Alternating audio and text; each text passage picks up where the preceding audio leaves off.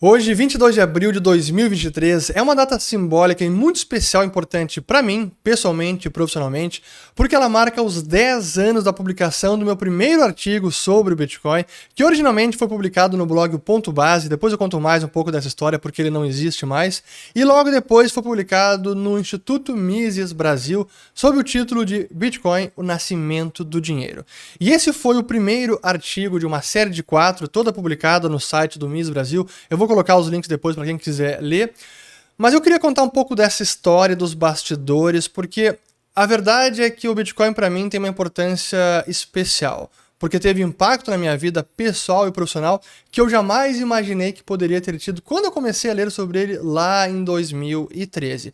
Porque se não fosse a descoberta do Bitcoin, eu não estaria aqui hoje. Certamente este canal não existiria e a maior parte de vocês não teria nem me conhecido. E é muito gratificante quando eu sou reconhecido pelas pessoas nas ruas, shoppings, restaurantes, etc., eventos. O pessoal pede para tirar foto, pede para falar um pouco comigo, até me elogiar, agradecer pelo conteúdo e conhecimento que eu passo aqui, e que isso que eu produzo de informação, de conhecimento, também tem sido impactante na vida de vocês. Então, já deixo até o meu muito obrigado pelo agradecimento que vocês e o carinho que vocês demonstram quando eu sou reconhecido nas ruas. Então, muito obrigado. Mas eu queria contar essa minha jornada intelectual e com uma riqueza de detalhes que eu jamais revelei em nenhum outro local, nem em entrevista, nem em podcast, nem em vídeos aqui no canal, até mostrando um pouco das mensagens que eu trocava com pessoas próximas, alguns conhecidos de vocês, outros amigos meus pessoais, porque até é bacana a gente ver o contexto, o que eu estava pensando naquele momento, à medida que eu ia descobrindo e entendendo o que estava acontecendo e como a minha ignorância antes era completa, e felizmente eu tive a humildade de, opa, vamos parar para estudar esse negócio, que talvez tenha alguma coisa interessante aí, e realmente tinha, e muito mais do que eu poderia sequer imaginar. E a primeira vez que eu escutei sobre o Bitcoin foi de um amigo meu de infância, e que me mandou uma mensagem no Facebook. Eu não vou revelar o nome dele aqui, vou manter a sua privacidade, mas eu destaquei apenas a mensagem dele, que era uma pergunta no dia 19 de agosto de 2011. 19 de agosto de 2011. E ele me perguntou, a gente estava falando sobre ouro, e ele perguntou qual corretora você usou para comprar ouro, e logo depois perguntou, já estudou as Bitcoins? Qual a sua opinião sobre elas? Abraço. E eu demorei algumas horas para realmente responder a pergunta sobre o Bitcoin, porque eu nem estudava, eu ignorava por completo. E aí logo depois eu respondi e disse o seguinte: só respondendo sobre Bitcoin, confesso ignorância total. Se procurar no Mises.org, deve encontrar algo, enfim. Então, não respondi porque eu não sabia nada sobre o sistema. Aí depois, em dezembro de 2012, novembro ou dezembro de 2012, eu estava em São Paulo durante uma palestra para o Instituto de Formação de Líderes de São Paulo, e era um evento sobre o documentário Fraude, explicando a Grande Recessão, que foi produzido por professores e colegas meus de mestrado na Espanha, em 2009 e 2010. E era um evento para falar sobre o documentário, assistir o documentário, depois comentar sobre ele e responder perguntas. E na parte de perguntas, me perguntaram se eu achava que o Bitcoin poderia ser uma resposta, uma alternativa à grande crise financeira de 2008. Finalzinho de 2012 que eu estou falando. E eu respondi de forma taxativa e ignorante, dizendo, olha, honestamente, esse dinheirinho de internet, Farmville, sei lá, isso aí não vai dar em nada, esqueçam, vai ser hackeado de alguma maneira, então não coloquem suas fichas no Bitcoin e pronto. E essa realmente foi a minha resposta apressada, de alguém que não conhecia nada, estava até desdenhando com uma certa soberba ou superioridade intelectual, e na verdade estava revelando toda a sua ignorância e desconhecimento sobre o Bitcoin. Mas foi importante porque depois disso eu acabei, felizmente, sendo um pouquinho mais cuidadoso e humilde, e passei a estudar o sistema, mas não porque eu deliberadamente pensei, quer saber, eu vou estudar. Na verdade, aconteceu durante uma das nossas reuniões de pauta do blog O Ponto Base. Esse era um blog, para quem se lembra, era um blog que foi, estou lendo aqui as mensagens só para não me esquecer, era um blog que foi iniciado pelo Hélio Beltrão, presidente do Miss Brasil, Jonas Fagá Júnior, grande amigo, investidor internacional, e era um projeto, assim, piloto, de repente aquilo poderia se tornar um negócio, mas enfim, era um embrião de um possível negócio que acabou não prosperando por diversas razões. Mas naquele momento, 2012, 2013, o nosso objetivo era falar de mercado financeiro, de economia, de investimentos, com uma ótica contrária ao senso comum e normalmente com essa perspectiva da Escola Austríaca de Economia. E durante uma dessas nossas reuniões de pauta, muitas delas ocorriam ou em mensagem ou por Skype, eu mandei uma mensagem para o pessoal no dia 10 de abril de 2013, e o Jonas respondeu o seguinte: que tal um comentário curto e irônico sobre a inflação que está na mídia novamente? Tomate, cebola ou manteiga? Ou manteiga, né? Na época era o nosso ministro de Fazenda, Guido Manteiga. Aí ele agregou: outro assunto na pauta do dia é o crash do Bitcoin, mas esse talvez necessite pesquisa maior. E realmente, essa fala do Jonas me deixou um pouco intrigado, curioso, e eu fui olhar o tal do Bitcoin, o que tinha acontecido com o crash do Bitcoin. E aí fui olhar o preço do Bitcoin, eu vou colocar aqui o preço da época, então aqui 2013, e realmente o que aconteceu é que no dia 9 de abril o preço chegou a disparar no intraday, aliás, no 8 de abril, 9 de abril no intraday, chegou a atingir mais de 266 dólares de cotação por BTC, então 266 dólares, e caiu praticamente no mesmo dia de volta para 70, 80 dólares. Aqui eu só tenho o gráfico no diário, mas dá para ver esse nível de volatilidade. Então poucos dias antes estava 80 dólares, triplicou de preço em questão de um dia e voltou a cair mais de 70, 80% no mesmo dia. E claro, aquilo me deixou intrigado e eu decidi, quer saber, topo o desafio, vou acatar a sugestão do Jonas e vou pesquisar sobre esse negócio. E é claro, quando alguém se coloca a entender o Bitcoin, uma das primeiras fontes é o próprio white paper do Satoshi Nakamoto. Para quem não sabe o que é isso, até deixa eu colocar aqui na tela o white paper do Bitcoin. Vamos colocar aqui, ó. Não tinha separado isso, mas como eu gravo já como se fosse ao vivo, eu vou colocar aqui na tela. Vamos lá. White paper Bitcoin, cadê? Olha só, vou pegar do site do governo americano. Enfim, tá aqui o white paper do Bitcoin. Para quem nunca viu, esse é o white paper do Bitcoin. E ele é um documento de 9, com as referências da 11 páginas. E honestamente, eu li esse texto aqui, li as referências, li a conclusão, são 9 páginas. E eu não entendi nada. Para mim isso aqui parecia grego. Depois que eu entendi o Bitcoin, realmente relendo o white paper é uma das melhores explicações, mais sucintas, objetivas e, sim, perfeitas do sistema. Mas até então eu não entendia nada. E eu fui buscar algum material alternativo para entender, e como o meu objetivo era mais olhar sob a ótica de um economista, e o que os economistas estavam falando sobre, escrevendo sobre, eu tive inicialmente uma grande frustração, porque quase nenhum economista falava sobre isso. E quando falava, era com o mesmo tom irônico, de desdém e de ignorância que eu tinha demonstrado 1 ano ou 6 meses antes. Felizmente, encontrei um artigo de um amigo meu, economista, ele é americano, mas eu conheci ele na Mises Supporter Summit, que era a reunião anual dos doadores do Instituto Mises do Alabama, Estados Unidos, e ela ocorreu em Salamanca em outubro de 2009. Como eu fazia meu mestrado em Madrid naquela época, eu acabei indo para lá, conheci muita gente, inclusive o Hélio Beltrão, inclusive o Matt Mezinskis, que é meu companheiro naquele podcast Crypto Voices, e conheci também o Conrad Graf, e que, para minha surpresa, estava escrevendo sobre o Bitcoin. E para mim, ninguém tinha até então escrito da forma tão completa, minuciosa, abrangente e que conseguisse explicar o que de fato o Bitcoin representava, como funcionava e por que era importante entendê-lo.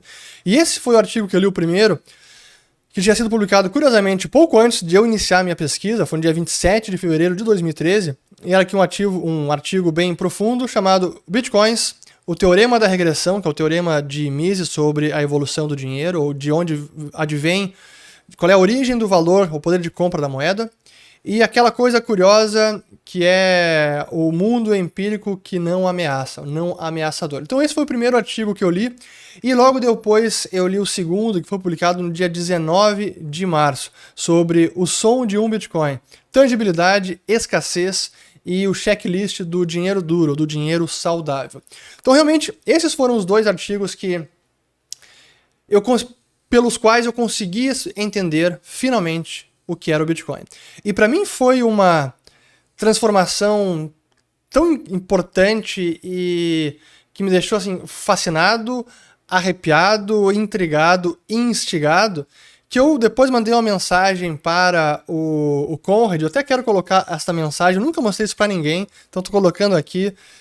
Eu não vou colocar o que o Conrad me escreveu, mas essa mensagem eu tomo a liberdade de torná-la público, porque é um grande elogio que eu fiz a ele, eu quero reproduzir aqui na íntegra. E até quero colocar aqui em inglês como eu escrevi, eu vou traduzir ela para vocês, então tá aqui o texto, que eu publiquei no dia 16 de abril de 2013. Então no dia 10 de abril o Jonas me cutucou, escreve sobre Bitcoin, e aí no dia 16, depois de ler um pouco sobre isso, eu mandei a seguinte mensagem para o Conrad. Conrad, primeiro de tudo, espero que esteja tudo bem com você. Nós não temos trocado e-mails ou nem nada por muito tempo. Eu apenas queria parabenizá-lo pelo seu website, especialmente pela seção de teoria do Bitcoin. Incrível! Eu acabei de ler o primeiro artigo de profundidade, Bitcoin e o Teorema da Regressão, e cara, que artigo! Eu estava para começar o segundo artigo, mas decidi parar, deixar esta nota aqui, escrever para você, pegar uma xícara de café e depois aproveitar a segunda parte. Eu já vi como o Peter Surda, que era um economista esloveno, que escreveu também uma tese de mestrado sobre Bitcoin bem bacana, eu inclusive utilizei em alguns artigos, e ele também gostou dos seus comentários. Enfim, eu recentemente comecei a pesquisar sobre o Bitcoin e eu preciso dizer que eu estou completamente assim, estou assim, fascinado e intrigado. Até eu escrevi depois, fascinado, intrigado, curioso e quase da mesma forma como eu estava quando eu primeiro li o livro do Murray Rothbard, O que o Governo Fez com o Nosso Dinheiro. Você também vê, talvez, ele como a criação mais importante desde a internet? Eu não consigo dizer agora, ainda tenho muito para ler, mas isso realmente parece tão potencialmente revolucionário. A primeira questão que eu ainda preciso investigar mais é como os governos podem interferir com ele, como podem tentar bani-lo, ou podem eles taxar, é possível a taxação num sistema monetário baseado no Bitcoin? Alguns argumentariam que seria o fim do Estado porque o Bitcoin não é tributável, não é taxável. Não consigo ainda entender como isso poderia ser. De qualquer maneira, eu consigo ver que você também está tão maravilhado e cheio de... que eu estou... De qualquer maneira, você pode ver que eu estou maravilhado e cheio de perguntas. Mais uma vez, parabéns pelo grande trabalho, incrível estudo, estilo de escrita ótimo e uma análise profunda e muito precisa. Realmente brilhante, take care, cuide-se. Fernando. Então essa foi a minha mensagem no dia 16. E logo depois eu mandei aí uma mensagem para... o pessoal do Ponto Base, Hélio e Jonas, dizendo o seguinte, 17 de abril, meu próximo artigo vai ser sobre Bitcoins, estou fascinado. E aí depois para aquele amigo de infância, eu escrevi o seguinte, um dia depois, 18 de abril, eu era completamente ignorante em Bitcoin, li bastante nos últimos dias, em resumo, é revolucionário. E aí depois... mais uma mensagem, agora de volta para o pessoal do Ponto Base, Hélio e Jonas, no dia 18 de abril, eu dizendo que sim, estava escrevendo a todo vapor, e aí falei que o Bitcoin é sensacional, é o santo graal do sistema monetário. Bom, vocês podem ver aqui como eu estava empolgado e realmente animado, embasbacado, maravilhado com o que eu estava descobrindo. E aí depois escrevi mais uma mensagem para o Conrad, e essa é a última, e depois aqui eu já volto ao artigo sobre o Bitcoin e por que ele é importante, porque ele foi muito importante para mim. Mas deixa eu colocar aqui a última mensagem para o Conrad e aí depois eu volto ao artigo inicial. Aí no dia 20 de abril, eu escrevi novamente para o Conrad Graf. Correndo o risco de ser repetitivo, eu preciso dizer mais uma vez, cara, que grande trabalho você fez. Eu tive dois grandes momentos que me abriram os olhos, aquele momento que é a Red Pill, né? É a pílula vermelha da Matrix, na minha jovem vida de austríaco.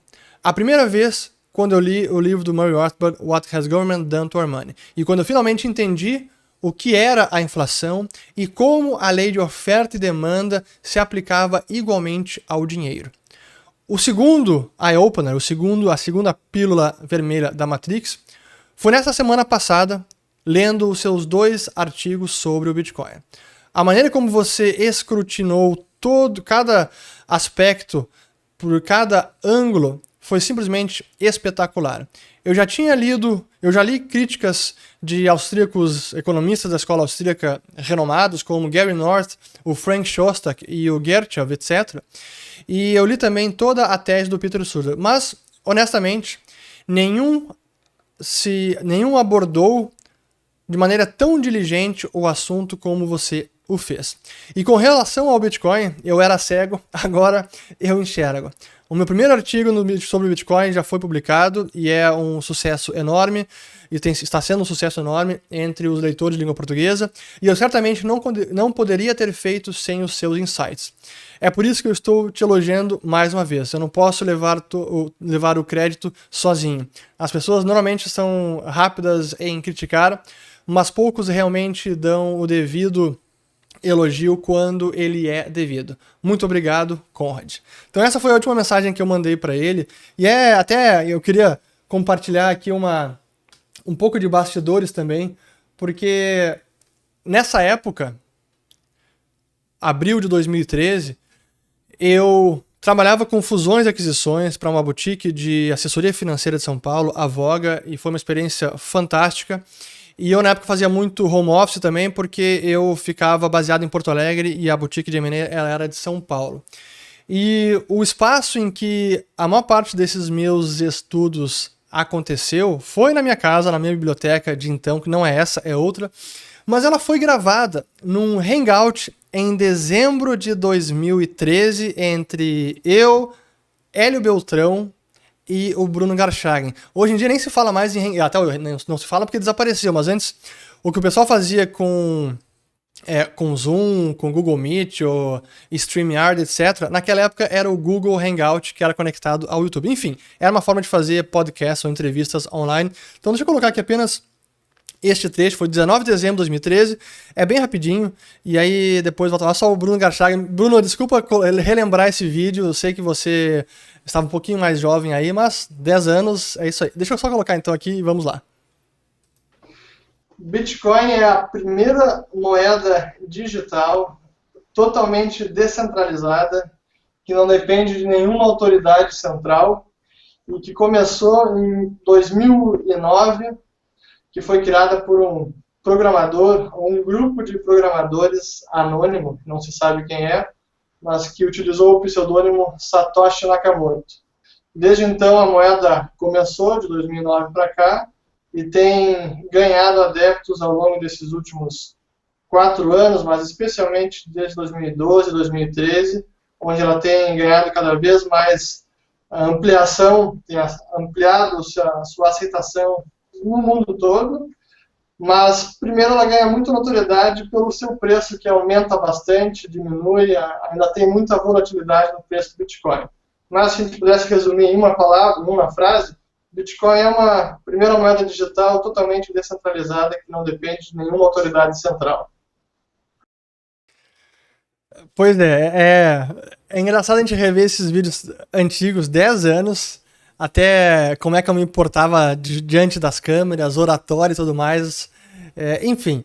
Mas esse é o espaço que eu trabalhava, então boa parte da minha leitura ocorreu naquela poltrona ali, onde eu imprimi os artigos do Conrad para entender o que estava acontecendo, e como eu disse nos comentários, eu estava completamente fascinado.